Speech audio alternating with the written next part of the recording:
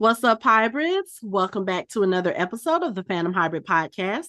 This is Hanako, and I am here with Michelle and Dina, and we are discussing episode 6 of Outlander Blood of My Blood. And good googly moogly.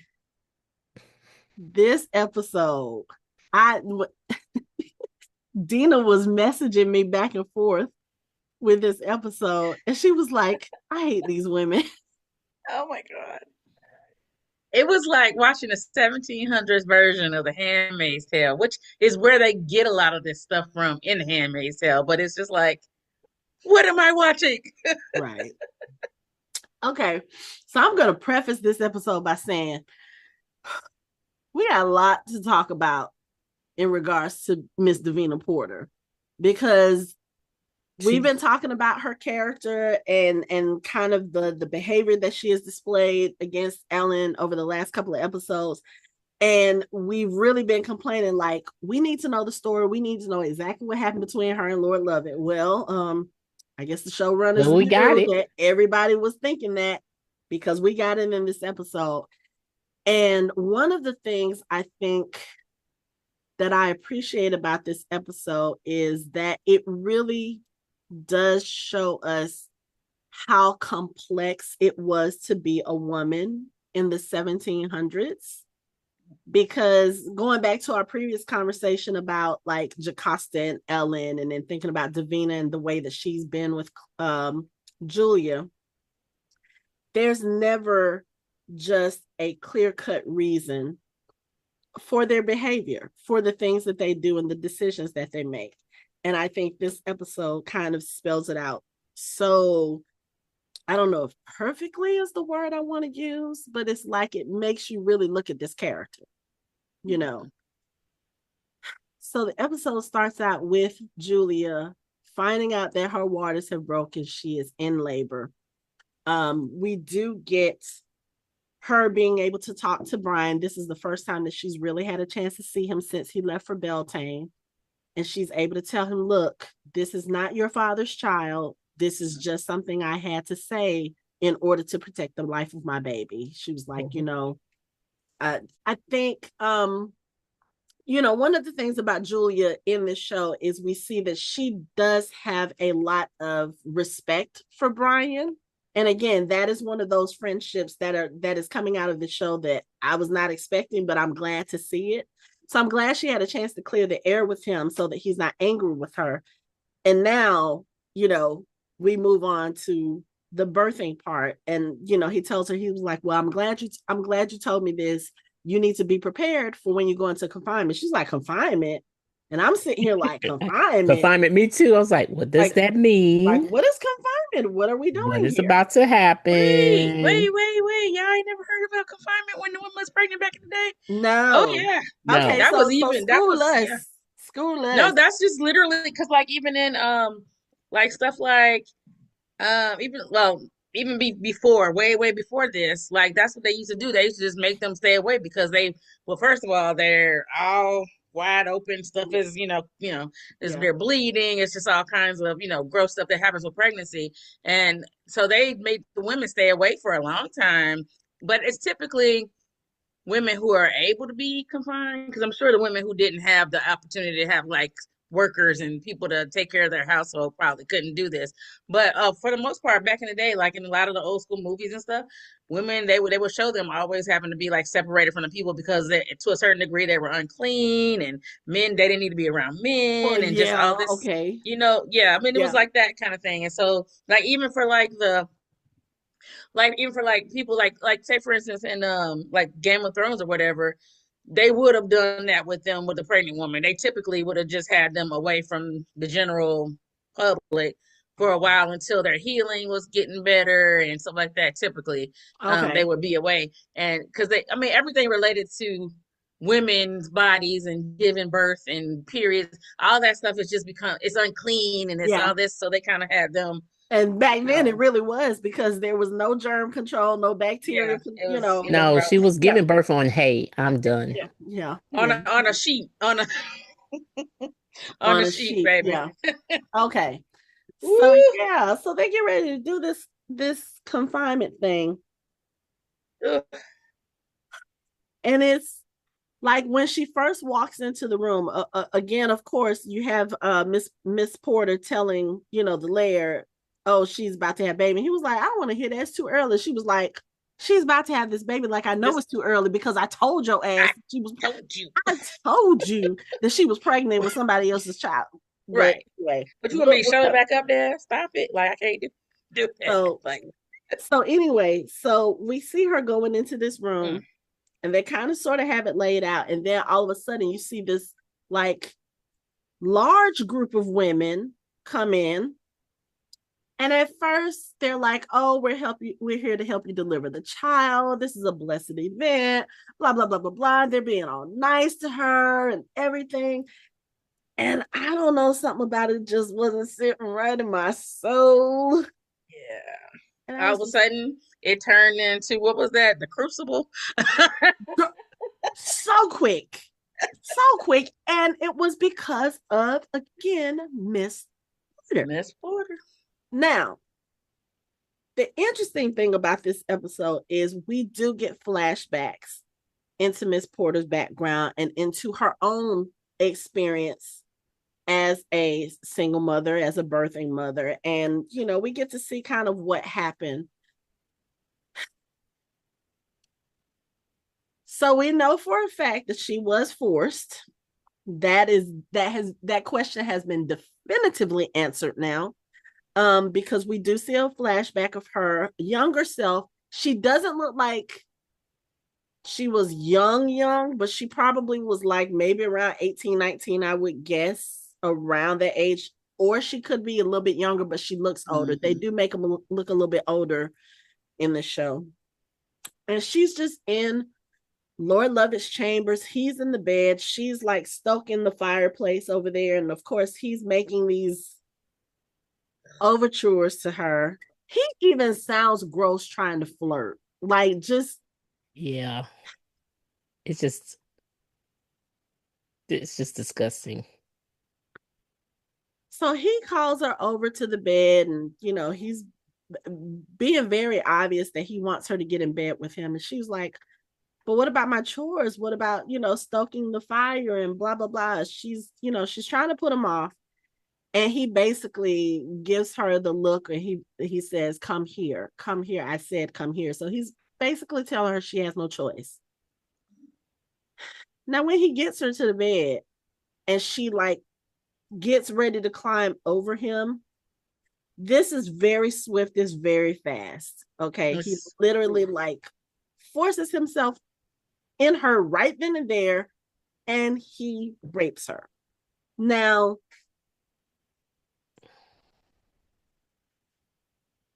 I don't even know how I want to start this conversation. Like, you just felt bad for her. You do, all the instance of what is happening. It was so sudden. Not just even the force part, because you could kind of see that's where it was going. But this is a girl who probably had no clue, because again, they also don't do a lot of sex education back then as far as telling people what to expect, whatever.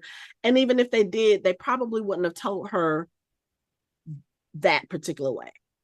But it was like you did feel very much violated by what happened to her. But then the complicated stuff comes after that, because the next flashback that we see of her, she's already very pregnant. He corners her in the hallway to try to have his way with her again, and she's trying to put him off. No, my Laird, I'm pregnant. He was like, that's the best time to do it. I don't have to, don't have to worry about any more bastards. Hi, Apollo. Okay. And then he tells her, he's like, I've seen you. I see what you're doing. You're in here all alone. You've been looking at me. You want me. Tell me you want this. And it's like her face takes on so many different emotions at this point, because on the first glance, she's horrified. She doesn't want this to happen. She does look a little scared. But then when he says this to her, it's almost like something changes in her demeanor. And I don't know if it's just that she's thinking, okay, I need to protect myself. I need to protect this baby. And if it also could be, and this is gonna, it could be that when he said that, she was probably like, okay, I do, but I don't think it was in the way that he was thinking. You know what I'm saying? One thing about the women in this time, and we've talked about it, they have a lot of complications when it comes to them, their status, their everything. This is a young girl who has already been ruined. Chances are her reputation is in tatters. She has lost any prospect of finding a decent husband, you know. And I feel like at this point, when he says that to her, I don't think at any point she really wanted him or she wanted this, but maybe at that point, she changed her mind because she realized this is probably the only way she's going to get that, you know, she's going to get any semblance of respect back on her name, which is so fucked up because of the situation that she's in. But unfortunately, this is what the women of the time had to deal with. Yeah. Like, and it's so sad seeing that realization kind of come to her, because she's like, okay, you know what? I really don't want this. But if it will protect me, if it will protect my child, then yes. And she tells him, yes, I do want this. You know what I'm saying? And maybe she's thinking, okay, well, he's already ruined me. Maybe he'll marry me, make me the lady of the house. My child won't be a bastard. People won't think I'm out here just seducing the laird and that sort of thing. It pissed me off, but at the same time, I was like, okay, I get it. Yeah. I mean, it's very similar to what Julia did, you know, like, you know, and it also just pisses me off that everything, men have zero accountability. It is always, oh, she seduced me, so you didn't have a choice. You couldn't resist, because that's the thing that's so annoying. It's like, and unfortunately, that comes with obviously patriarchy, is where even women are brainwashed and convinced that this force of women is so strong that we just control everything. Mind you, we ain't got no power. We not strong. No, We can't own property. We can't do none of these things that men can do. Men are stronger than us. They'll whoop us. They'll beat us. Whatever. Steal us off They'll the street rape us. and rape us. But we got all this power. We control everything about them when it comes to them taking their pleasures out on us. And so that's just so frustrating. And the other thing about this, as we see her kind of go through her flashbacks as this stuff is going on with Julia, and we'll talk about the stuff with Julia too, but it's like you see as she gets older and as things change, there's a conversation that he has with her where I think she's asked, like, what did you expect me to marry you or something like that, and it's the look of heartbreak on her face, not because she was ever in love with this man, but because she's like, that would have been a way for me to get my respect back. And the fact that he just kind of throws it in her face, like, oh no, what would I do that for? Even after the stuff. So they keep mentioning a Miss Amelia. And I feel like that Miss Amelia might be the noble woman that he was accused of kidnapping and raping. Yeah, no, she totally was, because they talk about that Davina worked for her. And then when her Handmaid's Tale grouping was, you know, cursing her to hell, they were basically like, why would he want you when he could have your mistress? Because she's the real noble woman. She's the one who has, you know, like, why would he do this to you on purpose? It's your fault. You're the devil. Like, yeah. Ooh. But it was like watching this and then watching what she's going through, because again, this all this stuff is taking place while Julia is getting ready to give birth. And like we mentioned, the women came in, oh, you're about to have the Laird's baby, because the Laird has apparently been going around telling people that she's about to give birth to the future king of Scotland. Oh my gosh. So they're treating her like this. And then when Miss Porter makes it known that, oh, this ain't even his baby. Like, I think there's a oh yeah, here's the scene. She's in there tending to his fires and he's asleep and he's calling Julia's name. And she looks really upset and really jealous. And again, it's one of those things where, yes, this man did this to you, but this still was probably your only way to get out of people, one, talking about you, saying things about you, the whole thing about your son being a bastard. Like, if he had done the quote unquote right thing and married her, that could have made up for some of that as far as she's concerned. Again, right. No, it wouldn't really, but 1700s. Well, in her mind, yeah. Right. 1700s in her mind, at least her reputation would be intact. Her son's legitimacy would be intact, that sort of thing. So all the stuff that she's been doing up to this point, I can kind of understand her reasoning now. Like, again, you're trying to protect your position, you're trying to protect your son's position, and then here comes this woman that you already know is pregnant by somebody else, and she's pawning off her child as the Laird's, and now he's talking about marrying Julia. Oh, go send for the reverend so we can get married, because this child is not going to be born a bastard. This child's going to be born in wedlock. And the look of outrage on her face, I was like, you know what? Also, how dumb is that? The baby's in there, so we were married when the baby was born. That's all that mattered. What? They love changing the rules, don't they? There's so many things about the way that they do things back then that are just so problematic.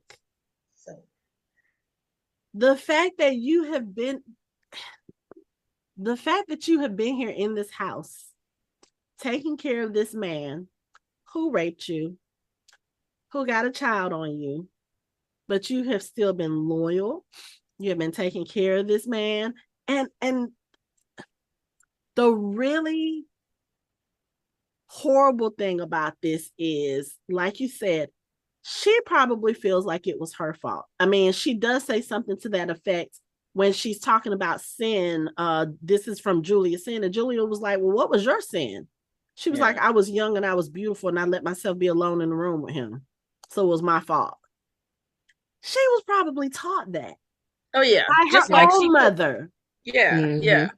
Just like she told Julia that same mess. Not, he shouldn't be touching you because, no, you don't put yourself. It's almost like, people telling girls now, just like, you can't wear this straps. Don't wear a mini skirt. Yeah. Don't be at this place because, well, okay. But how about they just keep their hands to themselves? That part. Yeah. That part. So. But her tale is a tragic tale. It is, but I was cursing at her too. So she's your DaCosta. I was waiting. I got kind of teary about it though. No, I'm not. That was so rough. Horrifying. It really was. Yeah. And I understand. We only got 2 times. Imagine he just probably did that to her a lot. Yeah, like he did. Yeah. But I will say this too. I do feel like some of the looks that he's given her, and even in this episode, when you see him look at her, it's almost like there's a small part of him that looks at her with guilt. Very small. And it's like, when you've committed a crime, to have the evidence walking around you, you know what I'm saying? It's like it slaps you in the face. And I think for a small smidget of a second, he feels, maybe some remorse, and then it's like in a split second it's gone. Yeah. Because this is a woman who has been loyal to you, who has been a faithful servant, who is apparently never told anybody about what happened, except for the fact that it happened, maybe not in the way that she should have been telling people, but she had to tell somebody who her baby's daddy was, right? Yeah. At some point.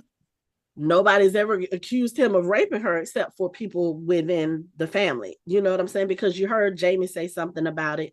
And then even in this episode, when Brian is talking to Julia and she's telling him about what happened, he was like, okay, I just have one question. Did my father rape you? Did he force you? I'm like, the fact that that is the first question anybody asks when they find out that this child is yours, were you forced? Yeah. That says so much about your character. Yeah. And about who you are. And then the fact that she's like, he didn't, you know, I'm sure it made Brian feel a whole kind of way. Because he knows. But he also understands. Because he knows. He understands because she told him, she was like, look, I was already pregnant when I got here, and I was told very quickly what the consequences of that would be. I had to do what I needed to do to save my baby. Yeah. And I think he understands that, you know, and even more so at the end when she, you know, when he's talking to Julia after she's had the baby and he's talking about his mom, and she was like, no, you don't understand. You are your mother's greatest joy. Your mother has never regretted you. You know, even with all of this bullshit with Lord loving and everything, like she's never regretted you.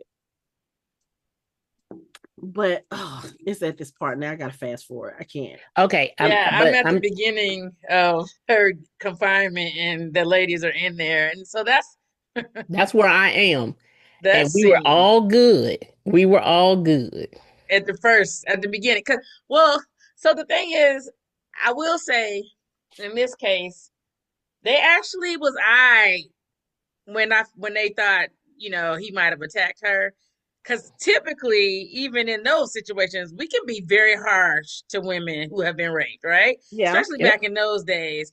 But they seem to be actually like, it ain't your fault, you know, whatever. But we gonna just thank God for this king that you about to have. You know what I'm saying? Right. And then someone in the room said, you know what? Nah. She can't have a baby in this special light right here. No, we're not gonna let this happen. Yeah, but I mean, and that's when I got mad with Miss Porter. I said, now, Miss Porter, now you being a real B right now. Right now. And I understand the trauma you went through, but you don't have to put me through your trauma. Right. Like, why would you want somebody else to go through that? Right. Yeah. But she was mad because she was mad. She didn't like this special treatment here. She's sitting here looking. I'm seeing her now. She looking like, Yeah. And he was in there hoeing. Yeah, she was like, yeah, she went to him. She's like, boo, we are nothing alike. Nothing. We are not the same. She sort him out. Yeah. Yeah. But, you know. And I said, you know what? You didn't have to do that, heifer. She didn't, but again, she's trying to protect her place and her son's place. But I think that point, and you know what, to be honest, wasn't about protection. No, that wasn't. Was about that anger, was right. Because I done suffered, and you about to get away with this shit? Yeah. No, that was not about Brian or any of that. And I didn't lie in my situation. I didn't lie. You are lying. And the women. No. What I'm saying is because this was right after he had told her he had planned to marry Julia. No, but I'm saying is she not thinking about her placing right now. All of her feelings. Yeah, with the women. She is in play. Yeah. She's hearing them dote over Julia and say all these things about her baby, and you know he's a so and so, and we know, but it doesn't matter because you having Bonnie Prince, whoever the hell you having, and we excited the Lord has blessed you. Oh, that would be so weird if she had the Bonnie Prince Charlie. Right. I know. Okay, we can't go there. No, we can't go there. And then all I hear is mark me in my head. Mark me, James. Mark me. And then that's what was in her mind. It wasn't even at this time, all that placement and all that was out the window. Yeah. Hers is, I was traumatized for real. Yeah. You over there lying because I know you lied. I knew you were pregnant beforehand. And they treating you this way. Oh no. And I've been nice to you. Yeah. And I'm not quite sure what's she ain't been nice to her. Son. She ain't been nice to her. No. She did choke her in the beginning though, because when he was all eyeing her, she had that same thing happen to her. So she was like, don't be in a room with him. I'll give her that. stay And she tried behind to me. warn her. That is Right. true. She did try to warn her. She And tried to help her with her flowers. I mean, she was doing and telling her, you can't have a baby in this situation. I mean, Yeah. however, you come in, you act like you a little better than me. Let's be honest. Mhm. Then you do seduce the layer. We already know you were with child because I just tried to tell you to get rid of the Right. it was child. like, Yeah. And then now I don't even know what's going on with you and my son because something's there. oh, yes, Yeah. So that part. we're in But my the fact that house. she said that out loud in front of all the women, I was like, oh, she just murky in the Yeah. waters. Like, Yeah, she was that I done. feel She like, let it all out. yeah, that I do feel like she was petty because one, she knows that that wasn't Brian's child. Right. You know your baby. Right. And Well, first of all of that went out the window. She don't know. She been seeing them eyeing each other and they have a secret and they do have a secret. yeah, And they went off to Yes, and they wherever keep they went running by off. themselves. that is too. true. So Okay. no, she don't really know what is happening here. No. But then when you find out that she was in that same situation and they were like literally like crapping on her. No, this woman is not about to have no fantastic magical birth Yeah. Oh, when no. she's lying. And Oh, Julia is lying. she is lying. Yeah. And yeah. But I love her commitment. Through the Look, pain, you continue to lie. girl, she could have survived the war, honey. She would have been a spy. Listen, Because Right. she didn't back down. Julia Like, said, y'all are not about to do anything To that's me or gonna this endanger baby. my child. No, this is yeah. Simon Lovett. This is She Simon kept Fraser's calling the child. man name. Calling him. I'm at the point they threw her ass on the floor. I'm done. They threw her on You the don't floor. deserve a hay bed, a hay manger. You don't deserve a hay manger. Let me tell you, You about to get on the floor, honey. Get on the floor. these women in the 1700s, like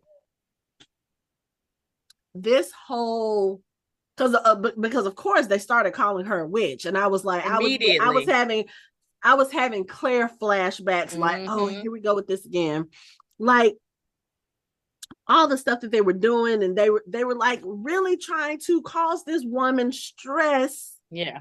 and distress. Then they was gonna kill her baby. Right. Like But it was just praising this baby. I love Julie where she said, if I'm not lying, my son becomes king. Oh, all y'all are dead. All y'all. I'm coming back for you. Mm-hmm. What? If I was in the room, I'd be like, hey, what if she have a point? I mean, Because they superstitious. They Look, superstitious at this point. I think they were all think like, we need wait. I'd be like, I think we need to stop. Yeah.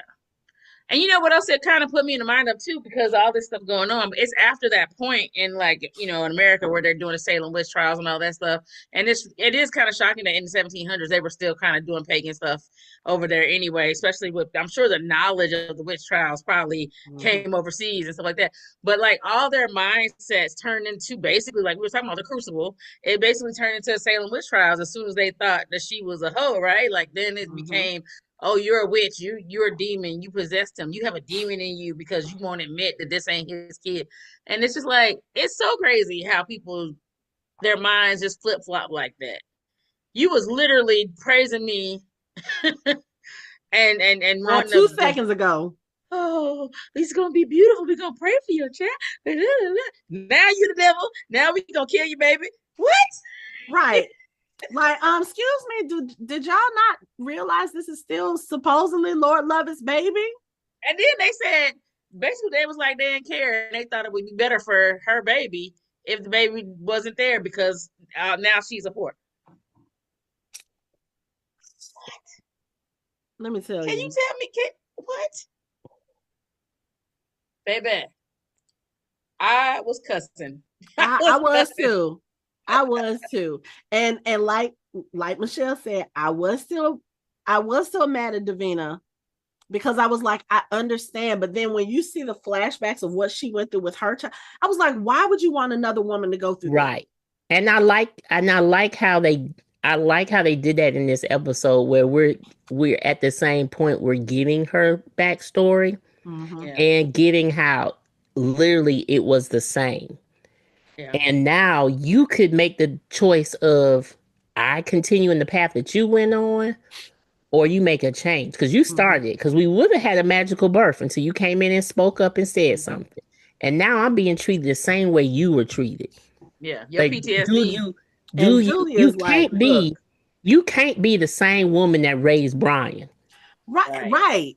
And I like how she mentioned those things. Your son is the way he is because of you. Mm-hmm. Yeah. So you're gonna let this happen here. You're gonna let this happen here. Yeah. Even though Julie, you are lying though, but that's okay. We gonna But believe in she's your doing lie it to right now. protect her child, and I'm glad And she there said was something that she could say to reach Davina, because Davina was like, Miss Porter was like, I don't care about you. I don't care about this child, whatever. She was like, when she said, are you telling the truth? Swear on your child's name. She was like, I will swear on everything in the world. She said, but if I have to do that, go ahead and strike me down now. She said, because I do not want to live in a world where God would strike down an innocent child. She says, right. I will swear on everything but my child's life. I will not do that. And I think when that resonated with Miss Porter, because she was like, okay, you know what? I had to decide to do this. Yeah. I had to say that no matter what, I was going to do whatever for my child. And again, that kind of that flashback to when she has Brian and she's cradling him and she's making him a promise. It's like everything that we have seen her go through, from Lord Lovat and the rape all the way up till now, just trying to protect her child. She understands that. I mean, my goodness, she's living with the man who raped her. She continues to work for him to make sure that her son has what he's supposed to have. Yeah. And I'm glad she finally was like, okay, look, all y'all bitches, get the fuck out. Yeah. We got this. Well, because because for her, the thing that's sad is even worse that Davina, blurted all that out and did all that. What makes that worse is she didn't have anybody to be there for her. So she was just getting it from point. Everywhere. Her confinement was just them spitting vitriol at her about her being a whore the whole time. Like, she didn't get none of that, oh, you having the Bonnie Prince Charlie, whatever spiel. You don't keep saying Bonnie Prince. I know, it's just in my head. Don't do it. Don't do that. It's very sad to me that it took her so long to even have to dredge that up to have some compassion for Julia, because this woman got kidnapped, she got sold off, she said she had another life, and no, this is your life now. So this ain't where she belonged. So her being pregnant and possibly having a husband out there, you just gonna let her suffer? Yeah. That's not her fault. And then those women were so nasty and horrible, and she had to cuss them out. No, this is my child, because what I done been through is one thing, but this right here, this is my baby, And so it's just I just wish she had a more clarity earlier on. It shouldn't have took her so long to get to that point where she realized this is messed up. But she's a product of the time. Yeah. Unfortunately, but these when I say these women. And let me just tell you, okay. Growing up in the church all my life, parents, minister, whatever. One of the things you don't do is just anybody lay hands on you and touch you, claiming they praying over you. And when I say the energy and the touching and the they was doing to her, I was like, girl, you don't get that evil off of you. I just, I'm not even I'm not even hardcore into church or Christian, none of that anymore. But I was feeling some kind of way, girl, them spirits is in the room. You need to get that off of you. Yeah. Cause I was, child, I had flashbacks of stuff, and I'm just like, this is nasty work. Yeah. It was very hard to sit and watch that scene, because I was just like, people have good intentions most of the time, but they didn't. Everybody don't need to pray for everybody. No, they don't. Especially when you ain't looking at your own stuff and you judging somebody else's stuff. And you switch so quickly. Yeah. She said one thing. Right. Oh, shame. And that made me think of Game of Thrones. It made too. Girl. Yeah, I was like, here we go. Here we go. Mm-hmm. Okay, Septa. Yeah. Septa, what was her name? Septa Mordain. Mordain. Mm-hmm. Shame. Yep. But which, side note, I didn't know that was the same person from Ted Lasso, because I absolutely love her. Hannah Waddington. Yep. Right. And I was like, that's her? Oh, I didn't like her a long time ago. Okay, my bad. Yeah. But coming away from the birthing chamber for a minute, let's go to the actual Lord Lovat and his son, because I really love that Brian kind of stood up to his father in this conversation. Like somebody needs to tell you your ass. Yeah. But I felt so bad for him too, because Lord Lovat makes it very clear that he doesn't think Brian is worthy. Yeah. And it's so sad that somebody who is like Brian, Murta stuff aside, somebody who is like Brian feels like he still needs the approval of someone like Lord Lovat. Yeah. Just because that's his father. And that scene was, it was hard. But I was telling Dina, there was one thing about that scene that just kind of, it was so small, but it caught my eye, or it caught my ear, I should say. When they're having the conversation right before they have the conversation, actually, he asked Brian something about, oh yeah, so you're jealous like your mother, right? He says no. And the way that he says no sounds so much like Sam as Jamie when he says no. It's like he said it and I had to turn and look at the TV like, let me rewind this. He says it just like him. Yeah. I was like, wait, where's Sam?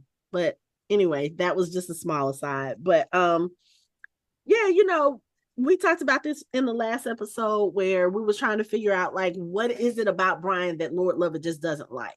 Yeah. And he does, in fact, make mention that Brian is nothing like him, that Brian took off and went on his little pilgrimage. And he was like, yeah, you doing that kind of stuff. Why would I think you worthy? Like, why would I give you anything? Because basically Brian is a better man than him. Yep. And hands down.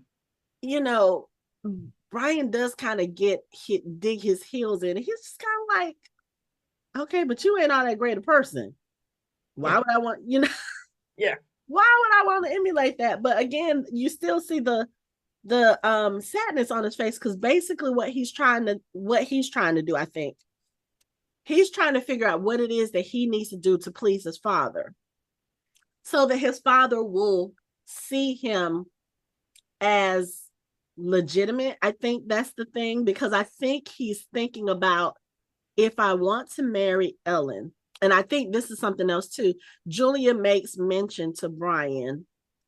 She was like, if Lady Ellen were carrying your child, wouldn't you want her to have the best, blah, blah, blah. And I think that scared him a little bit, because there is a possibility she could be pregnant at this time. They did kind of sleep together. But I think he really started thinking about, oh my God, if Ellen were to be in a similar situation to Julia, what do I have to offer her? Nothing. Yeah. I'm a bastard. I have no titles. I have no property. I have nothing. And I think he was really trying to see, like, what do I need to do to get my father's approval? Because even when he mentions it to his mother is kind of like, why are you asking all this now? This has never bothered you before. And I'm like, they trying to tell us Ellen pregnant. Mm-hmm. I mean, because that's the thing. Like, I guess that's it. anytime that they act like they're surprised that it happened, and I'm like, what do you think happens when Like, this, yeah. you know? Mhm. So, yeah, no, I think that's true, and I also think that him just him and his dad, and him having to stand up to his dad all the time and then get punished for it and stuff like that. With him being the only person who's willing to take whatever they got to take just to let this fool know about himself. Right. I know that gets tiring. I know that gets hard and it gets tiring. I know he gets so tired of doing that because this Mhm. is clearly not the second, because we've seen it one other time, and now we're seeing it again where he just attacks Brian, and Yeah. it's clearly something that's been since he's been a child, and for him to still have it in himself to be like, you're a It, crappy person, Dad. but it's almost like he like even when he was watching him when he was getting punished, it's like he's jealous of him. Yeah, Mhm. because he's a real man. He's a real stand up guy Right. who is not, an old lecherous, gross, horrible person. Right. Nothing like his father. Yeah. But that's also the other thing that they said, that the toxic male energy, that masculinity, where like you got to be this certain kind of person, and if Mhm. you're not that certain kind of person, you're not a man. Well, no, he's a man.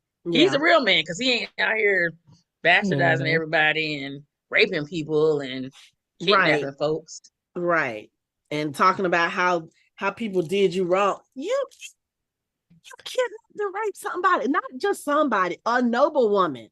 Noble woman. I'm surprised they didn't. Like, again, we talk about clan justice. They could have done way worse things to him, Yeah. probably, Because and who's gotten who away with it. did we what was her did we hear her last name? No. Okay. Because I'm wondering if she was a part of, the Mackenzies, or part of like maybe people, or was she like some other clan or whatever? I would. Well, no, because you know what? If she's a noble woman, I would think. I don't think that would be because I don't. Like Because she could be a laird somebody, from another clan and be noble.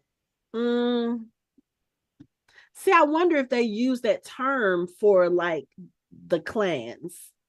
Oh Lord, like maybe more like a English person, maybe. That's what I was thinking. Hmm. Because usually when you're talking about nobility, you're talking about like a step down from royalty, like in those kind of high class upper echelons. And I don't Hmm. really think they have. I don't really think they measure status like that in Scotland. Hmm. Not that I can recall. Okay. So it could have been somebody English. I don't know. But you Which know would what? make No, sense. I don't know. No, that would make sense because then whoever the king is would typically gives, um, that typically whoever the royal family is a king, they put the lords and on whoever is in power, they like bestow land on them or whatever. So it Oh, could yeah. possibly be that she was a Sassenach, and then he was probably Mackenzie probably was like, he did it. And then the king or whomever was like, Right. give me your titles, give me your lands, you Right. go. Yeah. Could be. Okay. But yeah, that man's just despicable. Very Disgusting. much so. Like, and you know what? Yeah, because I was gonna say they really would have killed her for that. Because I was gonna say the fact that she has never slit his throat or done anything like, And that's what I was. I was like, you must die. And then I'm thinking, at any point, can you cook his food, drug Cook his him. food. well, yeah, you know what? Yeah, but you know what? Suspicion probably would have fallen on her because she's in charge of the household. So even Right, if but it was do it. somebody else, But you just do it like This how slowly. you Yeah, this how you You do it. make them sick. She can make them yeah, sick. They yeah. know the herbs, and you do it when y'all are good. Like I'm not mad at him. I don't know what is happening to him. No, you know what she should have did it, Michelle? She should have did it when he was going that long trip he was just on, and whatever he took with him, and over like little pieces of something and everything he was gonna eat on the road. And he would have died by the time he got to wherever he was going. And he died. How But could I have done that? but I if he don't was know. traveling with other people might have been eating suspicious. from the Yeah. same. Yeah. I mean, I get it, but yeah, that was my thought too. Like, why she didn't kill him by now? Because I would have murdered him. Yeah, me too. But you know what? That probably still wouldn't have worked out in her favor, because if he dies and Brian is not legitimized, they don't get none of that. Mm. But you know what? Some points it ain't worth it. Oh, you're right. You're right. But I this mean, is a you might woman as well who just go literally for has. gold. Yeah, But I guess and I get it. In the situation where he is now, though, he gave Brian his last name, so technically he's his only living heir. Yeah. heir, like bastard or not. They probably, would go ahead and be like, okay, Or you'll he have said, some other clans fighting for the lands. yeah, So, that's true too. But okay, enough of Lord Lovat. Yeah, screw that guy. For now.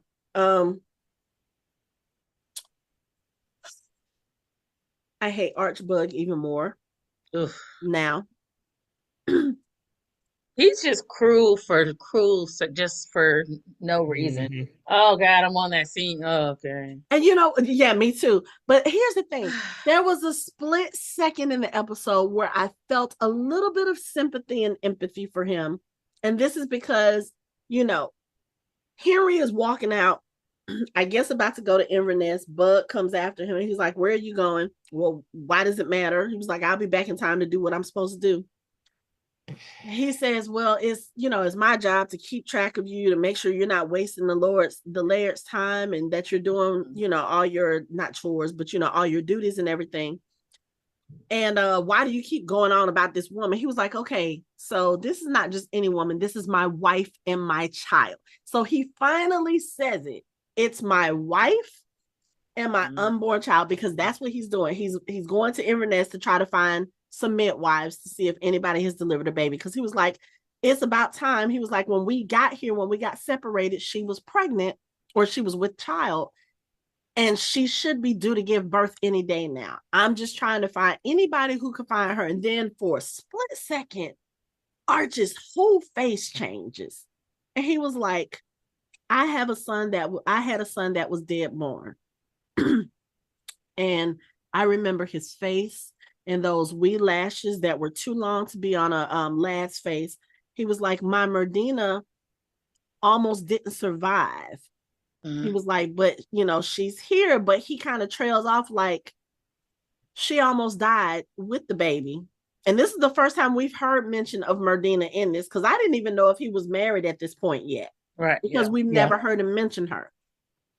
But when he mentions, like, again, his whole face, his whole demeanor changes. You can see the sadness in him that, their child was lost. He almost lost his wife. So he was like, let me go speak to the Laird on your behalf. We can have the midwives come here to talk to you and answer any questions. So Henry's like, oh, you'll do that for me? Oh, okay. Well, thank you. I'm really thinking that this is a sincere gesture from Archbug.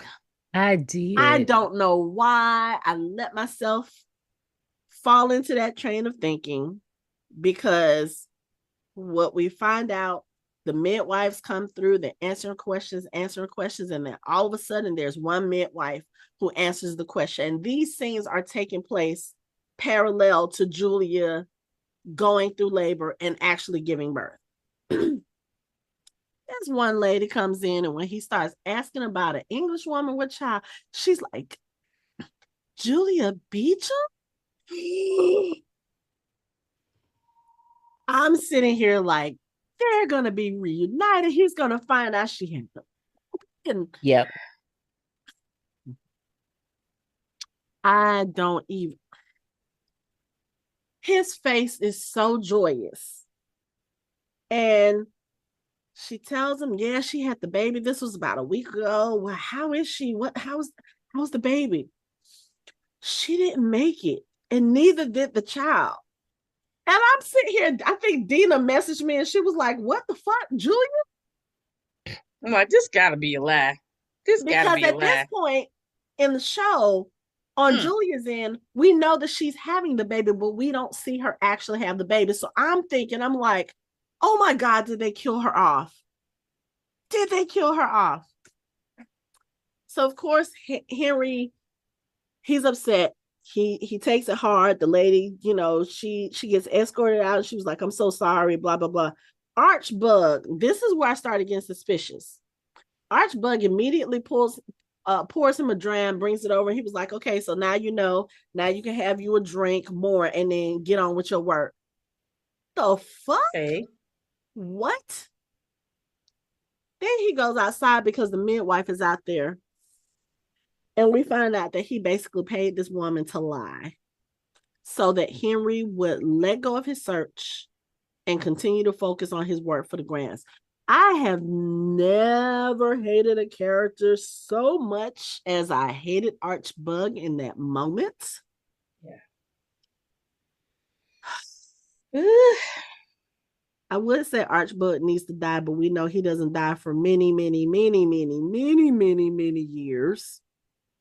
Still shitty. Which makes you wonder about how old Archbug is supposed to be in here, because this is 1715.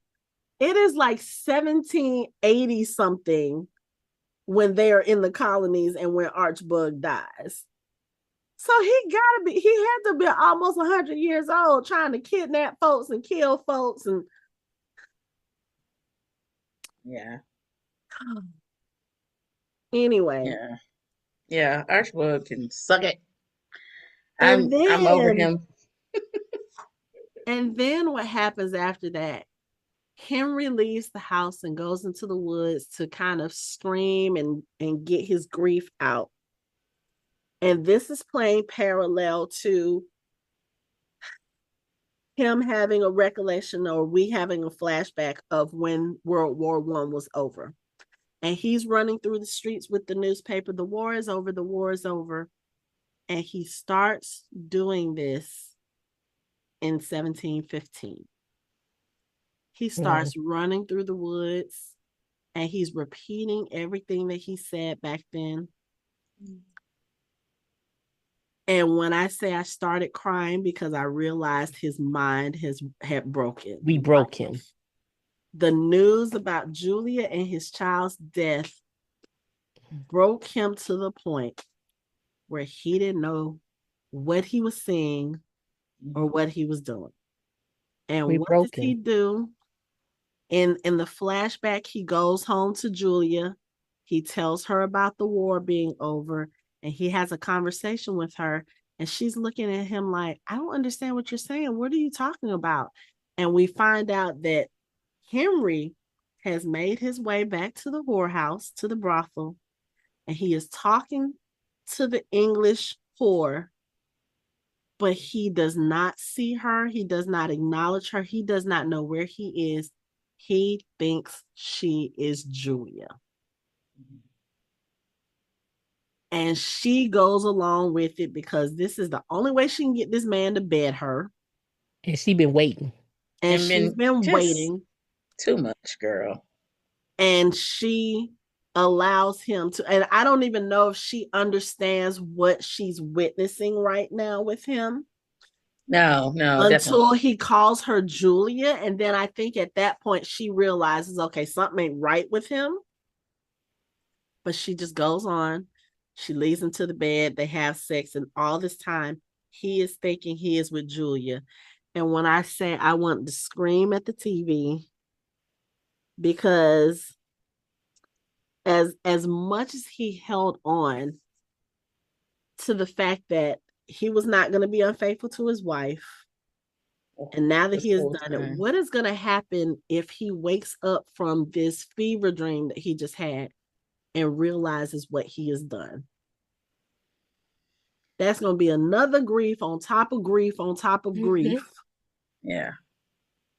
And we already know that he has bouts of PTSD. Yeah.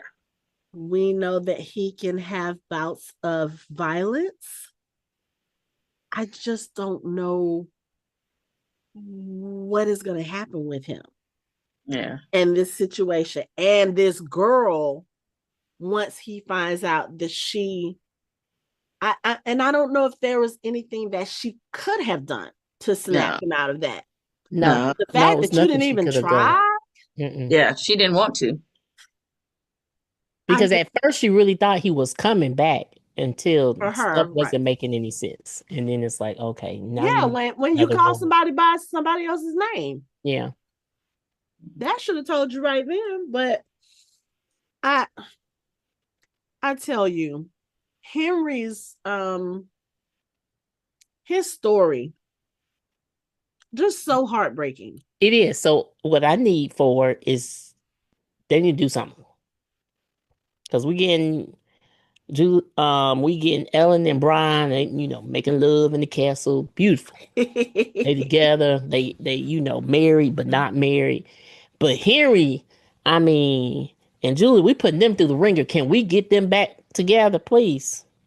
Yeah. You know, Because I'm done.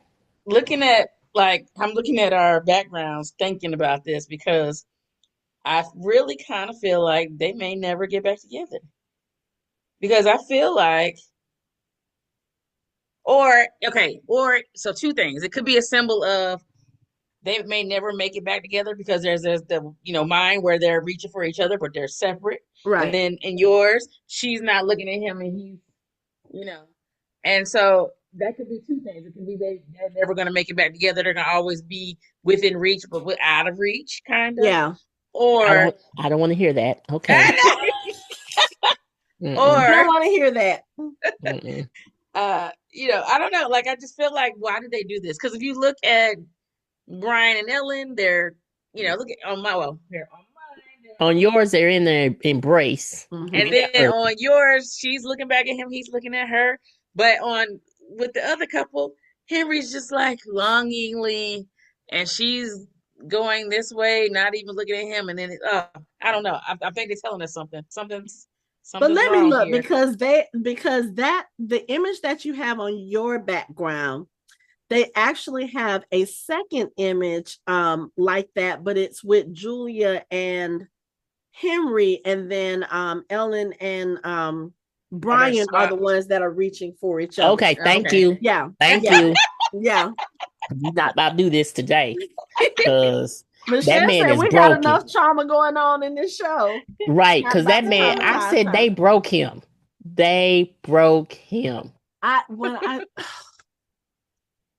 oh my god, that He is hurt me broken. so bad. And then on the other side, and it's I think it also is good to show kind of the strengths and weaknesses of both parties, because you see Julia, she was kind of, they were trying to break her down while she was giving birth, and then towards the end she did stand up for herself. She was basically like, okay, you know what, she was like, if y'all touch my baby, I'm gonna kill all y'all. I'm just letting y'all know this now. But she also had somebody with her. And I think the thing with Henry is Julia has always been the thing to kind of bring him back from the brink. And now he's finding out that she's gone from him forever. And I just, y'all are tearing my heart. Y'all are tearing my heart out of my body. And yeah, I can't take it. I mean, you got him over here broken, thinking he's seeing his wife, and she's not there. And you got Julia over here giving birth. She does give birth to the baby. And at first, I thought they were about to tell us this baby was about to be stillborn. I was about to be really upset because that baby did not cry when she gave birth. Mm. And She was Davina had to literally sit there and whap him on the back several times to get him to start breathing. I said, if y'all, I was like, no, we're not about to do this. he We was are, probably so stressed, that poor baby, after all that craziness. girl, but she gives birth. She does have a baby. She has a baby boy. Has not named him yet, I noticed. She just called him Baby Boy Beecham. Yeah, Um, but this changes everything. and how She does it change actually everything? has, because I wasn't sure. I'm gonna be completely honest with you. I wasn't sure if she will actually have the baby Oh, okay. or that the baby will be alive.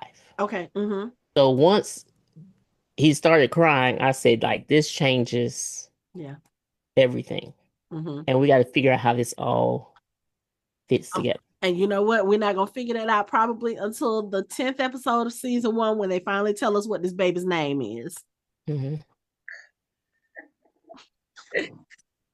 Because if they tell it to us now, we're going to be searching. We're going to be searching. We're going to be looking because we have to remember there is a Beecham that shows up in season 7 of Outlander, who is an English person pretending to be a French person.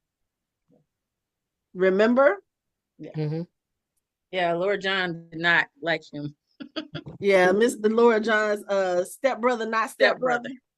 Yeah. Yeah. But yeah, I like that Brian has basically said, yeah, your child ain't got to worry about shit. I'm here. I'm always again. There. I like these friendships that we're seeing between Jamie and Claire's parents because they're so unexpected. But again, it's just kind of like Michelle said, the world's an open stage now. It's like everything can happen, and I don't know, because thinking back to the prophecy that Maisry gave, now we got to figure out, okay, so she was correct. It was a boy. Now we just got to figure out how he is important and who is he that he's going to like unite all of the clans and all this other stuff. I'm like, okay. We still have 4 episodes for this season? Yeah, I think we'll probably find out something episode 10. So I don't know. But this episode was draining. Yeah. It was draining. I mean, in a good way, but it was because again, you find out Miss Porter is not as one note as it seemed. Like she really is a complex person and she's had to deal with complex issues, dealing with this whole thing with Lord Lovat and Brian. And I gotta say, I give it to her because like I said, he'd have been dead. And then even so once Miss Porter kicks all of the midwives and everyone out, Lord Lovat is there waiting for the Reverend. And when they tell him, they're like, yeah, Miss Porter done gone crazy. She kicked us out. He's like, okay, well, when you see people, you're gonna tell them that congratulations should be sent my way because I'll have been married and my son will have been born. My legitimate son will have been born, or whatever. And of course, he comes into the room. He tries to barge in because it's just Miss Porter and Julia now. She is, again, she's come to her senses. She is determined to help Julia because Julia is basically, she's like, look, I'm just trying to protect my child. I will do whatever I need to do to protect my child, including giving up my own life if that's what it comes to. Okay. That's a language Miss Porter can understand. Yep. So when Lord Lovat tries to barge in, or when he does barge in, he's basically like, okay, yeah, I don't care if I got to drag her from the bed. I'm going to marry Julia. And Miss Porter's like, you ain't about to do nothing. This baby is already coming. Yep. And she finally goes off on him. She's like, when have you ever cared about doing what's right by anybody except for yourself? Now, she does get a slap across the face for it, but you know what? I think if I was her, it's like Cersei when Robert slapped her. She's like, I'll turn the other cheek just for the satisfaction of having said what I said. What did she call him? She called him some kind of name. And just I don't know, but I was cheering her on. Because I was like, finally, somebody is saying it. And I mean, said it to the point where she scared the Reverend. The Reverend was like, yeah, I don't want no part of this. None. What did she say? Oh yeah, that's what he was like. This child of mine will be born in wedlock if I have to drag her from the bed. My son will be legitimate in the eyes of God. Is that all it takes? Yeah. Oh, Not the fact that, y'all wasn't right. nowhere close to married when she got with child, but okay. Oh, that's what she said. You leave us be, you foul cantankerous old man. Get out. And of course, Brian, grabs him after he has struck his mother. But I felt so much satisfaction when she said, I was like, finally, somebody, like, he's been getting called out this whole episode, first by Brian, then by Brian's mother. Now, here's the thing. I worry about what's going to happen to them after this. Because, of course, emotions are in the air. Julia's about to give birth, blah, blah, blah, blah, blah. So once Julie has given birth, what's going to happen to Miss Porter? Because she stood up to the laird of the house. So I don't know if he's going to just put her out, if he's going to take the strap to her, or rather take the strap to Brian. Because, Brian, if Brian didn't let Julie get beat, he for damn sure ain't about to let his mama get beat. And then, of course, he gets the strap in this episode because of their, going against Lord Lovat. But I worry for her now. Like, she's put up with a lot from this man. She has done a lot. She has dealt with a lot. And now that she has finally stood up to him, I wonder what's going to happen. Because I don't remember if they ever mentioned when Brian's mother died. I don't think she's alive when Brian dies. That much I'm almost certain of. And I'm pretty sure, I don't know if Jamie ever mentioned that they had a relationship with their grandmother. So, it's one of those things I worry about it now. Like, okay, so what is he going to do to her? I hope nothing, but we already know this man is not, he is not just, he is not fair. So I don't know. I don't know. I have feelings. Yeah. I did like seeing the flashback to Claire's entrance into the world. We do get a little glimpse of Claire, baby Claire, but yeah. Oh no, this episode was rough. All I know, and that's another thing. I couldn't have made it back then. No. I need a hospital. I need some type of drugs. Oh, I definitely wouldn't have made it. I had, I've had 3 C-sections. I've never. I did too. So I thought about that too. I'd be like, I'll be one of the ones that like baby didn't survive, mother didn't survive. Right. However, I felt the first group of pains. I was done. Before I got that epidural, I felt that. I still remember how that felt. I couldn't do that the whole entire. That's just not. I'm not built that way. Crazy women shouting and yelling at you. Yeah, and I can't touch no stones or even holding like she did with Henry, holding on to the bed rail. You stand, I would have about fell out. Right. Like hit me, knock me out. Right. So. So clearly, I'm not touching those stones. I can't go back to nobody's past because I wouldn't survive. No. Survival rating is 10%. No. But okay. So Julie has her baby boy. We don't know his importance yet. He important, boy. I can't wait for a name. Oh my God! No, I know. Poor Henry.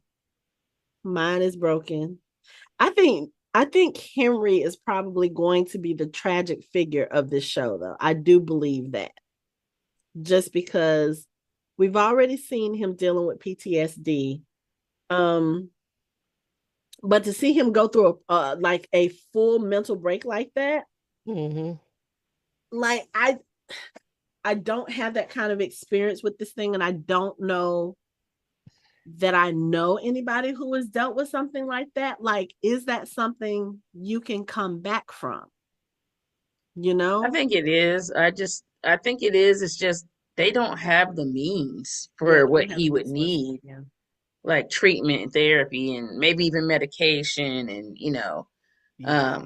because there are coping mechanisms for soldiers who have really bad PTSD that snap. There are coping mechanisms. I definitely grew up with a ton of military people who had been to war from Vietnam on up, and literally like waking their wives up in the middle of the night trying to kill them because they think they're still at war. And like one person in particular, they had a code where anytime he would do that, she would have to yell friendly forces to jar him out of Oh wow. I'm Okay. not the enemy, don't kill me. And so like Right. that. So I don't think it ever goes away, Mhm. but I think you can bring him back out of that, like how far he's gone. You can bring him back, but I don't know in 1700s how do you bring him back from that without actually being like Julia, like Right, actually, right. Because I was gonna say, I think Julia his has anchor. a phrase that she says to Yeah, him that kind of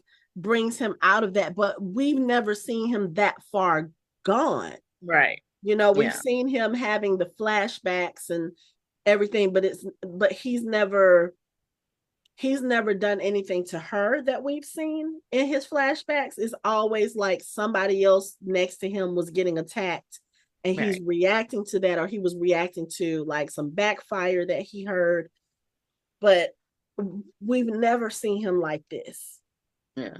to the Mhm. point where he he doesn't even recognize where he is.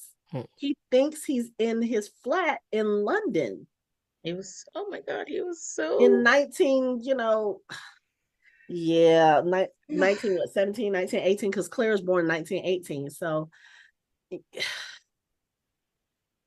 yeah, I don't, and he's having his breakdown in the background now. It's just, Yeah, yeah. it's so hard to watch It because, is again, hard, especially when he's just he's, crying and he's just on the ground and his eyes and just he plays this so well, mm, but yeah, it's just, yeah. I think Henry is going to be the character that breaks all of our hearts in this one, because even with Myrta going from happy-go-lucky to, you know, old curmudgeon, we still get to see him. We do still get to see flashes of that old Myrta in him.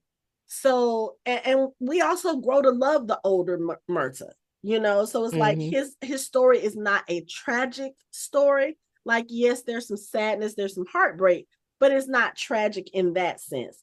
Henry's story, like everything that we know about it so far, we know he's separated from his daughter. His daughter thinks he's dead. you know 5 years old, she's left an orphan.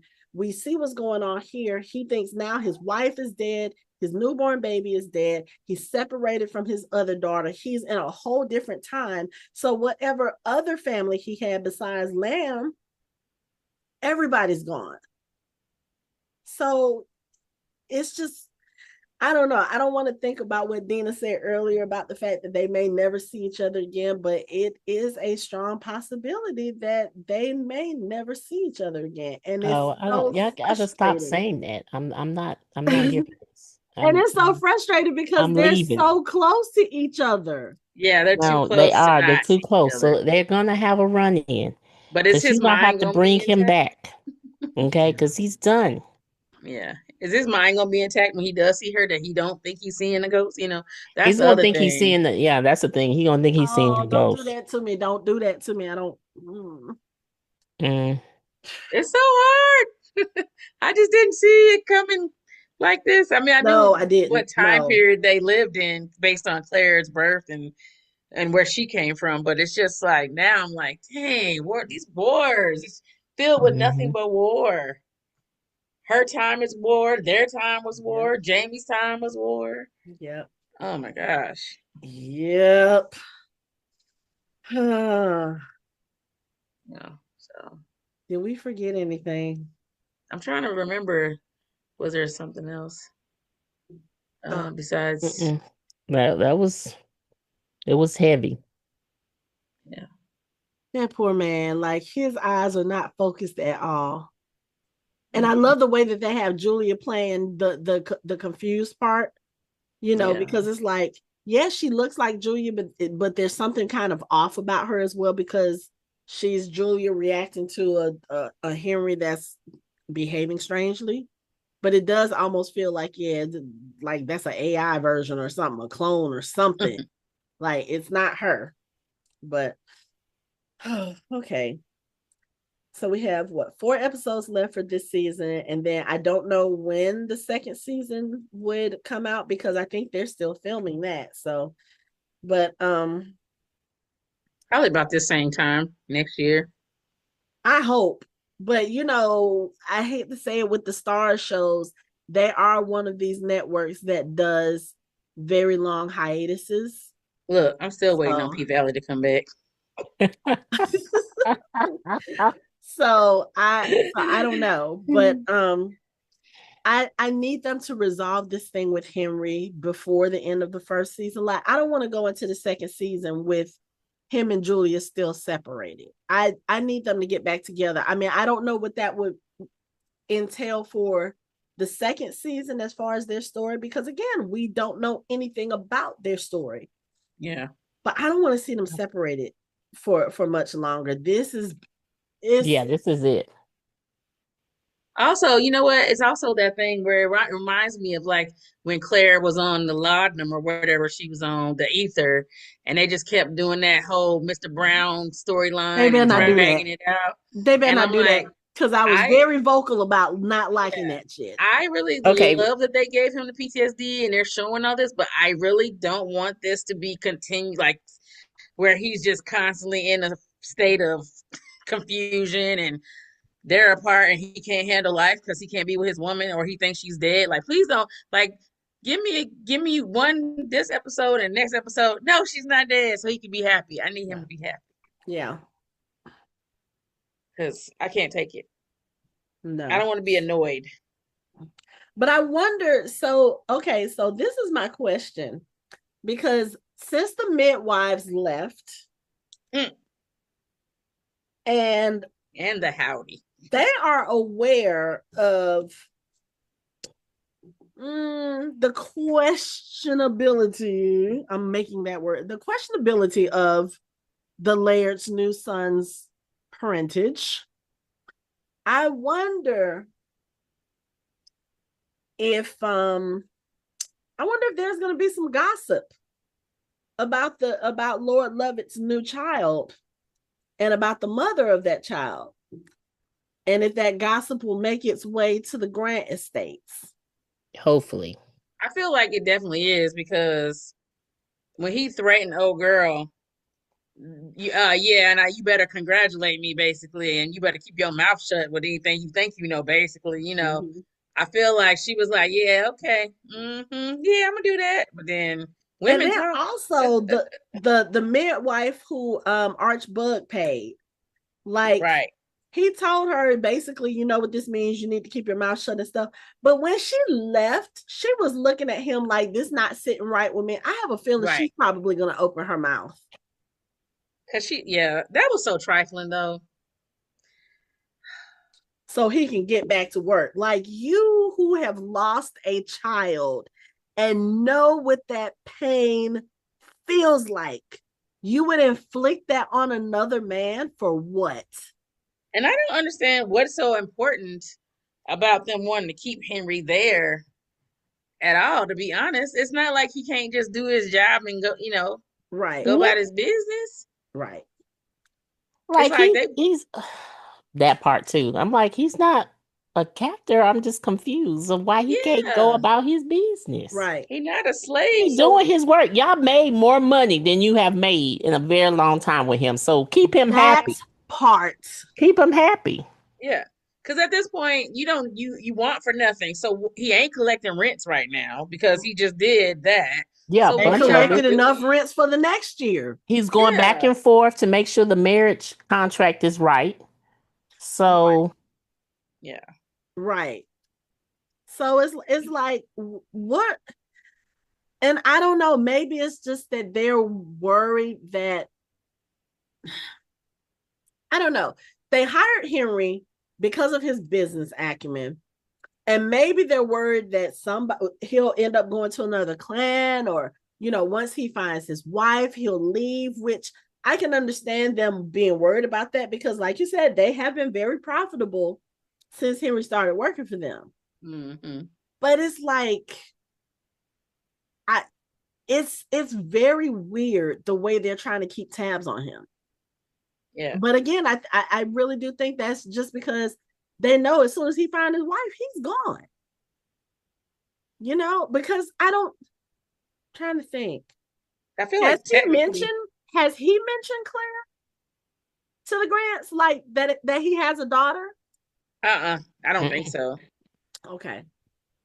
But also, I feel Yeah. like too, like if they think he's gonna leave or whatever, does that mean they just can't find another lady? Or like, I just feel like y'all can find somebody else. Well, I mean, they killed the last one and they Yeah, they haven't told did. anybody else about that. They're just like, oh, where's the old lady?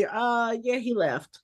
He's no longer with the company. Right. Like he just left, didn't leave a forwarding address. Like he may have had friends there. Nobody knows where this man is. Yeah. And something's not right. So yeah. I mean, if men gossip like women do, and we know in business matters they tend to gossip, at least in these times, they probably would have been like, the last blader kind of disappeared, nobody knows where he went. So if Henry ends up leaving, yeah, they might have a problem filling that position. Yeah. It's possible. But okay, this is the part that I forgot. I think it's so sad that Brian does not know his birth date. I know. Yeah. And he was like, yeah, I don't think my mom wanted to mark the occasion because of his, him being a bastard. I thought that was so sad. And I love that Julia gave him the little cake with the candle. And again, I really love this relationship with him and Julia. It's kind of like, yeah, I can understand if it wasn't for Ellen and Henry, I could see a possible relationship with those two. But I really do like the kind of it's almost like a sibling vibe with them. Yeah. Especially now that Brian knows that baby is not his brother. But still, he was like, this child, I will always be here for this child. I love it. Dude. He's just so sweet. Like, just a good, kind-hearted, sweet man. Like, yes. Yeah. Yes. That's how you know, like, even if you was born in a shitty situation, you don't have to be the person that you were born to be in that regard. Like, when people are like, well, this how I was raised, or this how I was this. You don't got to be like that. You choose to be like that because it's easier for you to be that way. Because he is literally going against the grain at every turn. Like the complete opposite of his father. Mm-hmm. So, yeah. Oh, okay. I just need them to fix Henry. And I'm assuming that with the next episode, because I have not looked at the previews for the next episode, so I don't know what's going on. I'm gonna assume that we're gonna go back to Mackenzie. So, it just came on, so I see a little bit of Myrta and Brian. So I'm like, ooh, what is this about to be? But yeah, I need some justice for Myrta, and I need some justice for Henry. I do, because if not, I mean, I'm still gonna ship Brian and Ellen, but I do need some justice for Myrta. I mean, I do. I get it. I get it. It's just they just didn't handle it the way they needed to. They did First not. of all, let's start with not even say they, because again, Ellen did not know who Myrta was. No. Ellen is included in this. I was about to hit the beginning. Mm-hmm. Ellen needs to stop throwing those eyes everywhere. Okay? So when you do go after Brian, people be like, that makes sense. But when you're walking around acting like you in love with Malcolm, so that tells me She a flirter. That tells me that's why everybody in the village want her. She's just so carefree. Oh, thank you for the pie. No, you know Oh, what? no, I thank don't you. think I don't think that's her. I don't think that's her. I think she's doing this with Malcolm because I really think that what Colum told her about what happened to the last person who went against the grant, he disappeared into the heathers, basically they killed him. I think that really, really did scare her. Yeah, it So did. It just goes along with my dialogue. Okay, so she is, but she's very convincing. Let's not get she it wrong. is, yeah. Yeah. But it's not with everybody, it's just Malcolm. Yeah, It's just Malcolm. but because she's so convincing, I am saying that when she walk around, she treats everyone very kindly, like Mm. like this is Cheers. Everyone knows your name, and that's why they just so like her. You get what I'm saying? Like Mhm, she doesn't mistreat people, so she mhm, goes around with a kind heart. However, I need her to put that wall up. Okay. Then you mhm. got Brian over here. I know this is love and lust, but that is your friend who has been on your back. You could have gave him a little bit more respect, just a Yeah. little bit, tad bit Mhm. warning. Okay. Yeah. Yeah. Yeah. So yeah, justice for Myrtle. And let's not get it wrong either. Julia is lying. She Yeah. put Miss Porter through it. Miss Porter had to get all the feelings from back in the day to now, which understandable. I'm surprised she didn't break. Mhm. That's a strong Well, woman. what's a bug? Need to catch a bug. I know that's right. We already know how his story ends, so I'm Because not even gonna you literally extend. just broke a man. You Yeah. broke the man. You Well, might as well had just let the two people who came by who didn't know anybody be the only two midwives. Yeah. but no, because then he would have continued searching. But my thing is, so what? And he Yeah. have a wife and he bring her to the house and he can still work. Yeah. See, That's that's also why, true. look, that is why your wife got shot. Look, oh no. I was literally thinking that was your punishment for being nasty. That's why Merdina got taken out. Your nastiness, because it was still in you later Mm-hmm. on. Mm-hmm. Yes, that is Mm-hmm. exactly Woo! what Mm-hmm. I was just thinking. Mm, mm, mm. Sometimes karma come around, but it don't come when you think it's gonna come. Right. Yeah, but damn, 80, 90 years later. It did. It did. Over foolishness because your wife didn't listen to you. She had to go and find the gold. If she stayed at home, y'all would have been fine. Yep. And she put on his coat, but that's a whole other. Yeah, And I already okay. talked about So that that's what mess. so I'm just saying that part. And then now I feel bad for the lady of the night because she cares. You can tell she kind of care and like Henry. And even when she was laying there, he like, Julia, oh. And she's like, oh, no. Excuse me, honey. In your profession, you are not supposed to be catching feelings. And you Yes, know but what's he's so funny? nice. He You know what's respected funny her. though? He I kind of respected her. wonder if she's another Julia that somebody done snatched off the damn street because she was a lonely Sassenach walking around. And they was like, She you probably want this was. one? She Mm-hmm. probably was. And the thing is, he was nice. You know what I'm saying? She had to Yeah, do something. He was like, I don't want to do. I have someone I love. And then when he right. did come back, he still didn't want to do anything. He literally just wanted to sleep. Yeah. And she hold him. So then she's like, oh, he's a kind man. Yeah. Yeah. So now her feelings. Kind of like Jane and William. Yeah. Oh Similar. man, Very that was similar. very sad. Yeah. So yeah. Yeah, we better get better. Yeah. Yeah. We need some justice. We need some resolution. Resolution, And I need the justice. baby's name. We need a I need to And I see the need birth Bonnie Prince certificate. Charlie's we need a name. resolution. You know what? And on that note, that's it for our show. You can find us online at www.fandomhybrid.com. We are on social media, on all the social media at Fandom Hybrid. You can chat with us on our Discord channel. You can watch our videos on our YouTube channel, and you can listen to us on all major podcast streaming platforms. Thanks for listening. We hope you join the conversation next time. Bye-bye.